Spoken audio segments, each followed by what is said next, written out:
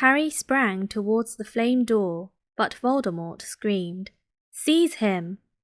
And, next second, Harry felt Quirrell's hand close on his wrist. At once, a needle-sharp pain seared across Harry's scar. His head felt as though it was about to split in two. He yelled, struggling with all his might, and to his surprise, Quirrell let go of him. The pain in his head lessened. He looked around wildly to see where Quirrell had gone, and saw him hunched in pain, looking at his fingers. They were blistering before his eyes. "Seize him! Seize him!" shrieked Voldemort again, and Quirrell lunged, knocking Harry clean off his feet, landing on top of him, both hands around Harry's neck. Harry's scar was almost blinding him with pain, yet he could see Quirrell howling in agony. "Master, I cannot hold him! My hands! My hands!" And Quirrell, though pinning Harry to the ground with his knees, let go of his neck and stared, bewildered, at his own palms.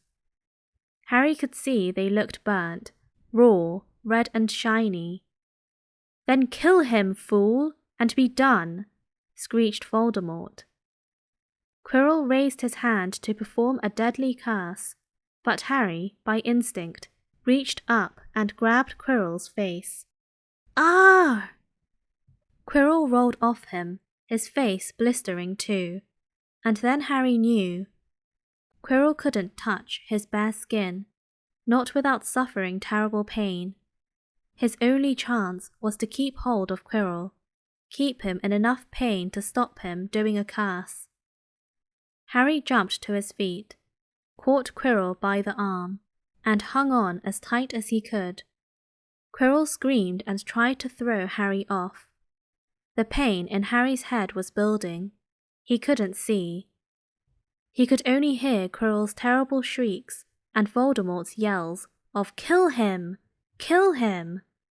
and other voices, maybe in Harry's own head, crying, "Harry! Harry!" He felt Quirrell's arm, wrenched from his grasp, knew all was lost, and fell into blackness, down, down, down. Something gold was glinting just above him. The snitch! He tried to catch it, but his arms were too heavy. He blinked. It wasn't the snitch at all. It was a pair of glasses. How strange. He blinked again. The smiling face of Albus Dumbledore swam into view above him. "Good afternoon, Harry," said Dumbledore. Harry stared at him. Then he remembered. "Sir, the stone! It was Quirrell. He got the stone, sir, quick!" "Calm yourself, dear boy. You are a little behind the times," said Dumbledore. "Quirrell does not have the stone." "Then who does? Sir, Harry, please relax, or Madame Pomfrey will have me thrown out." Harry swallowed and looked around him. He realized he must be in the hospital wing. He was lying in a bed with white linen sheets, and next to him was a table piled high with what looked like half the sweet shop. "Tokens from your friends and admirers," said Dumbledore, beaming. "What happened down in the dungeons between you and Professor Quirrell is a complete secret, so, naturally, the whole school knows. I believe your friends, Messrs. Fred and George Weasley, were responsible for trying to send you a lavatory seat. No doubt they thought it would amuse you. Madame Pomfrey, however, felt it might not be very hygienic, and confiscated it. How long have I been in here? 3 days. Mr. Ronald Weasley and Miss Granger will be most relieved you have come round. They have been extremely worried. But, sir, the stone. I see you are not to be distracted. Very well, the stone. Professor Quirrell did not manage to take it from you. I arrived in time to prevent that. although you were doing very well on your own, I must say. You got there. You got Hermione's owl. We must have crossed in mid-air. No sooner had I reached London than it became clear to me that the place I should be was the one I had just left. I arrived just in time to pull Quirrell off you. It was you. I feared I might be too late. You nearly were. I couldn't have kept him off the stone much longer. Not the stone, boy. You. The effort involved nearly killed you. For one terrible moment there, I was afraid it had. As for the stone, it has been destroyed. Destroyed? Said Harry blankly. But your friend, Nicholas Flamel. Oh, you know about Nicholas, said Dumbledore, sounding quite delighted. You did do the thing properly, didn't you? Well, Nicholas and I have had a little chat and agreed it's all for the best. But that means he and his wife will die, won't they? They have enough elixir stored to set their affairs in order, and then, yes, they will die. Dumbledore smiled at the look of amazement on Harry's face. To one as young as you, I'm sure it seems incredible, but to Nicholas and Perenelle, it really is like going to bed after a very, very long day. After all, to the well-organized mind, death is but the next great adventure. You know, the stone was really not such a wonderful thing. As much money and life as you could want. The two things most human beings would choose above all. The trouble is, humans do have a knack of choosing precisely those things which are worst for them. Harry lay there, lost for words. Dumbledore hummed a little and smiled at the ceiling. Sir, said Harry, I've been thinking. Sir, even if the stone's gone, you know who. Call him Voldemort, Harry. Always use the proper name for things. Fear of the name increases fear of the thing itself.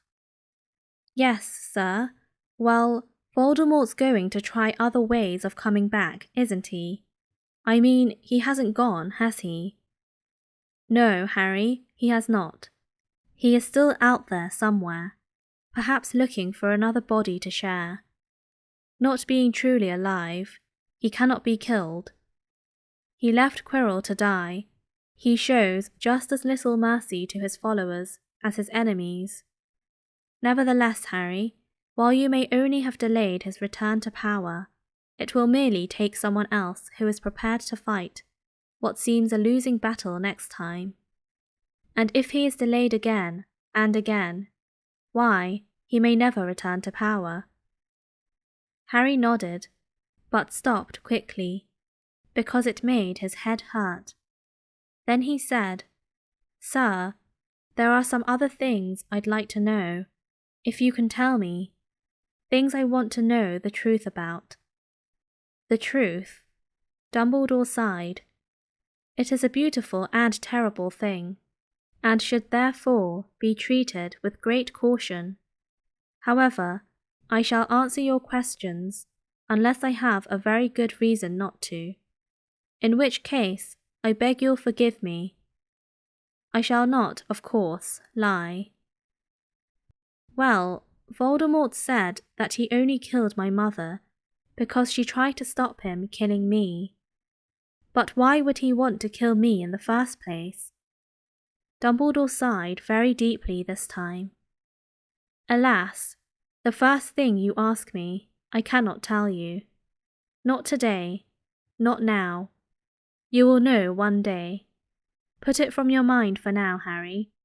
When you are older, I know you hate to hear this. When you are ready, you will know. And Harry knew it would be no good to argue. But why couldn't Quirrell touch me? Your mother died to save you. If there is one thing Voldemort cannot understand, it is love. He didn't realize, that love as powerful as your mother's for you leaves its own mark, not a scar, no visible sign. To have been loved so deeply, even though the person who loved us is gone, will give us some protection forever. It is in your very skin.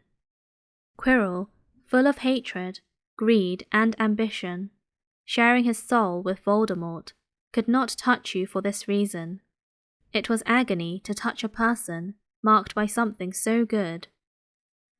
Dumbledore now became very interested in a bird out on the windowsill, which gave Harry time to dry his eyes on the sheet. When he had found his voice again, Harry said, "And the invisibility cloak, do you know who sent it to me?" "Ah, your father happened to leave it in my possession, and I thought you might like it." Dumbledore's eyes twinkled. "Useful things. Your father used it mainly for sneaking off to the kitchens to steal food when he was here. And there's something else. Fire away." "Quirrell said Snape." "Professor Snape, Harry?" "Yes, him. Quirrell said he hates me because he hated my father. Is that true?" "Well, they did rather detest each other, not unlike yourself and Mr. Malfoy. And then your father did something Snape could never forgive." "What?" "He saved his life." "What?" "Yes," said Dumbledore dreamily. "Funny the way people's minds work, isn't it? Professor Snape couldn't bear being in your father's debt. I do believe he worked so hard to protect you this year, because he felt that would make him and your father quits. Then he could go back to hating your father's memory in peace." Harry tried to understand this, but it made his head pound, so he stopped. "And, sir, there's one more thing." "Just this one?" "How did I get the stone out of the mirror?" "Ah, now, I'm glad you asked me that. It was one of my more brilliant ideas. And between you and me, that's saying something. You see, only one who wanted to find the stone, find it, but not use it, would be able to get it. Otherwise, they'd just see themselves making gold or drinking elixir of life. My brain surprises even me sometimes. Now, enough questions. I suggest you make a start on these sweets. Ah, Bertie Bott's every flavour beans. I was unfortunate enough in my youth to come across a vomit-flavoured one, and since then I'm afraid I've rather lost my liking for them. But I think I'll be safe with a nice toffee, don't you?" He smiled and popped the golden brown bean into his mouth. Then he choked and said, "Alas, earwax!